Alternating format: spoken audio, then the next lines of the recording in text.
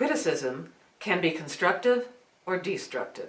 A savvy writer can set the ground rules to listen to it. Hello and welcome back to my writing journey. I'm Byerrum, and every week I come back and share a tidbit on some writing aspect I'm thinking about. This week I am thinking about criticism. Now, a couple of weeks ago I did do another video on criticism, but I didn't think it went far enough. Today I want to talk about the dynamic of getting a critique within groups. Now, I've been in several groups where we've had constructive criticism and it's been terrific.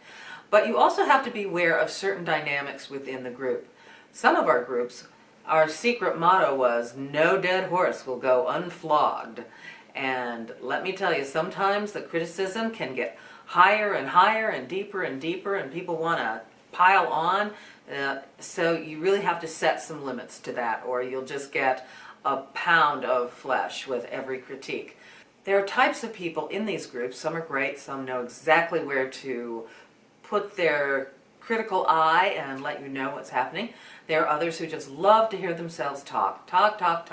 Some act as a reverse barometer for what you're looking for. We were in a group, Bob and I, and there was one man who was absolutely a reverse barometer. What he liked, we hated. What he hated, we liked. And we got to depend on his impressions from week to week, and we sort of knew where we were going to wind up on that. And he would pontificate, and it was very interesting, sometimes very funny, and always the reverse of what we would have said. And then sometimes I have to say this, there are people who are just mean. They're nasty, and they delight in destroying other people's ambition and work. In one group, we had a woman who was a longtime playwright, and she came in, and every time she would say the nastiest things to people. It's like, well, you don't need that character, you don't need that scene, you should throw this out, you should throw that away. But she never came up with a reason why she felt that, which could make a big difference. It's like, why should you get rid of this character? Maybe it's duplicative of another character, but she didn't go that way. And there was one reading of my work where we had this instance of what I call the interrogation technique. And it was supposed to be gentle and make the writer feel really good and loved. And how it went was you had a reading, and then people would have to ask you if they could make a comment or ask you a question.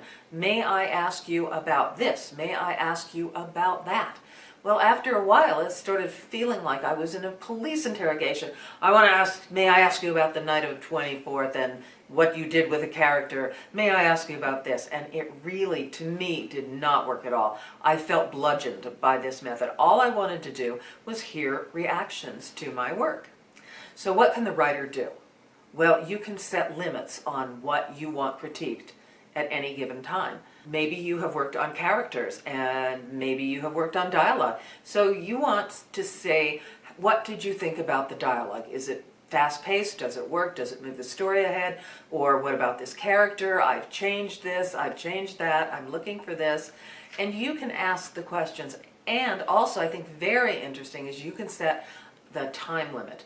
There was one moment where I realized that I had written a short scene and it was no more than 20 minutes, and I said, this is 20 minutes, I do not want more than 20 minutes of critique on this. And it worked so much better. It asked people to focus their thoughts and give me the feedback that I really desired. So if things are going fast, don't be afraid to say, thank you. I've really gotten what I wanted today. So just a few thoughts on how to accept some criticism, how to direct the criticism, and I'll talk to you next week with another thought. See you then. Bye.